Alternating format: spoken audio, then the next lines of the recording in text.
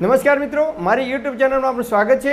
આજનો ટોપિક છે મિત્રો કે તમને ગમે તેવો થાક લાગતો હોય, વારંવાર થાક લાગતો હોય, થોડું કામ કરી અને તમે થાકી જતા હોય કે શરીરમાં અશક્તિ આવતી હોય, અશક્તિનો અનુભવ થતો હોય, આખી રાત જો ઊંઘ ના આવતી હોય, પગમાં કળતર થતી હોય એના લીધે, તો આજે હું તમને એક એવું ટોનિક બતાવું છું, એક એવી ઔષધિ બતાવું છું જેનો ઉલ્લેખ આયુર્વેદની અંદર ચરક સંહિતાઓની અંદર કરેલો છે। અને આ ઔષધિનું જો તમે નિયમિત પાન કરશો તો જ્યાં સુધી જીવન જીવશો ત્યાં સુધી તમારું જે શરીર છે એ ઘોડા જેવું મજબૂત બનશે અને શરીરની અંદર અશક્તિનો અનુભવ નહીં થાય કે તમને જે થાક લાગવાનો પ્રશ્ન છે કે હાથ પગમાં કળતર થવાનો પ્રોબ્લેમ છે એ પણ કાયમ માટે દૂર થઈ જશે।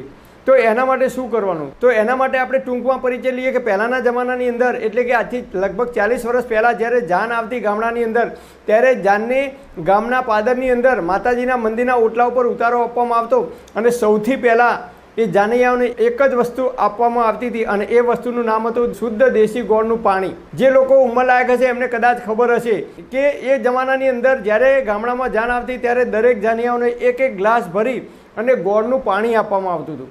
કેમ આપવામાં આવતું હતું? તો ગોળની અંદર કેલ્શિયમ, મેગ્નેશિયમ અને ફોસ્ફરસ ભરપૂર પ્રમાણમાં મળી રહે છે। એટલે જે લોકોને થાક લાગ્યો હોય તો એક ગ્લાસ ગોળનું પાણી પીવાથી આપણા શરીરની અંદર સ્ફૂર્તિ આવે છે।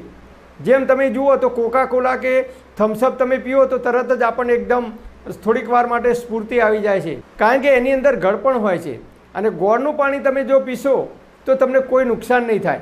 પરંતુ આજકાલ તમે જુઓ તો જાન આવે કે તરત જ ઠંડા પીણાની નાની નાની બોટલો આપવામાં આવે છે, જે આપણા શરીર માટે ઝેર સમાન છે।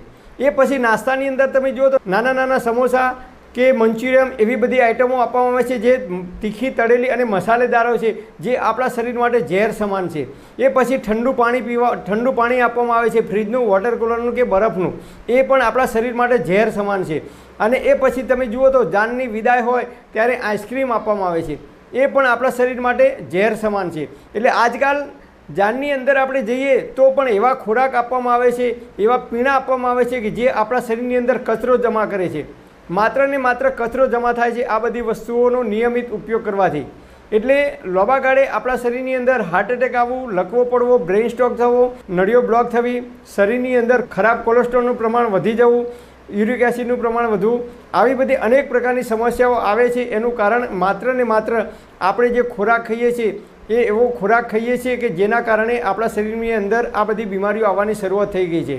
દરરોજ સવારે ઉઠી એક ગ્લાસ પાણી લેવાનું, એની અંદર દેશી ઓરિજિનલ શુદ્ધ ગોળ હોય જે પ્લાસ્ટિકના બોક્સની અંદર તમને પેકિંગમાં મળશે, એકદમ સેકણી કલરનો, કાળા કલરનો, એ જ ગોળનો આપણે ઉપયોગ કરવાનો છે, કેમિકલવાળા ગોળનો ઉપયોગ કરવાનો નથી। તો એ ગોળ નાખી પાણીની અંદર અને દરરોજ સવારે એક ગ્લાસ ભરી અને પાણી ધીમે ધીમે ધીમે પી જવાનું। તો પાણીની અંદર ગોળ નાખીને પીવાથી આપણા શરીરમાં એક ગરમ પડતું નથી। એક ગ્લાસ પાણી પીતા 5 મિનિટનો સમય લાગવો જોઈએ। આપણે જેવું પાણી પીશું ગોળનું, તરત જ મોઢાની અંદર લાળ ઉત્પન્ન થશે અને એ લાળ આપણા પાણીની સાથે ભળી અને શરીરની અંદર જશે। લાળ એ આલ્કલાઇન છે, એટલે કે એને ક્ષારીય પદાર્થ કહેવામાં આવે છે। એટલે લાળ ગોળના પાણીની સાથે આપણા શરીરની અંદર ઉતરશે તો આપણને એ ગોળનું કે ગોળ છે એ ગરમ નહીં પડે। એ સિવાય જો તમને ગોળનું પાણી ના ભાવતું હોય તો તમે બપોરે અને રાત્રે ભોજનની અંદર નિયમિત અવશ્ય એક કોકરી ગોળ ફરજિયાત ખાવાનું રાખો, તો તમારું જે શરીર છે એ ઘોડા જેવું મજબૂત બનશે। તમે જુઓ જે લોકો મહેનત મજૂરી કરે છે એ લોકો નિયમિત ગોળ ઘી ખાય છે અથવા ગોળનો ઉપયોગ નિયમિત જમવાની અંદર કરે છે। જે લોકો મજૂરી વર્ગ છે, મજૂરી કામ કરે છે, એમના ખોરાકની અંદર ગોળ ફરજિયાત હશે, કારણ કે ગોળથી આપણા શરીરમાં ભરપૂર પ્રમાણમાં તાકાત મળી રહે છે। એટલે ગોળ હંમેશા નિયમિત ખાવો જોઈએ।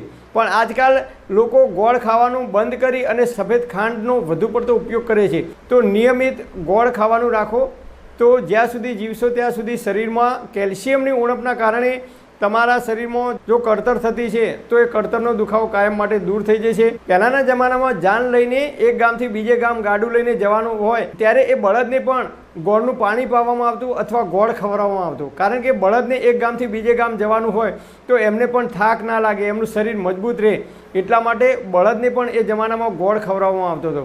તો આપણે નિયમિત ગોળનો ઉપયોગ કરવો જોઈએ। પણ હા, તમારે કોઈ વૈદની કે કોઈ ડૉક્ટરની દવા ચાલતી હોય કે કોઈ લાંબા ગાળાની બીમારી હોય તો ડૉક્ટર કે વૈદની સલાહ લીધા પછી જ આ ઉપયોગ કરવા માટે વિનંતી। પરમપિતા પરમાત્મા આપ સર્વેને તંદુરસ્ત અને નિરોગી રાખે એવી હૃદયપૂર્વક મારી પ્રાર્થના। Thanks for watching my video. Thank you.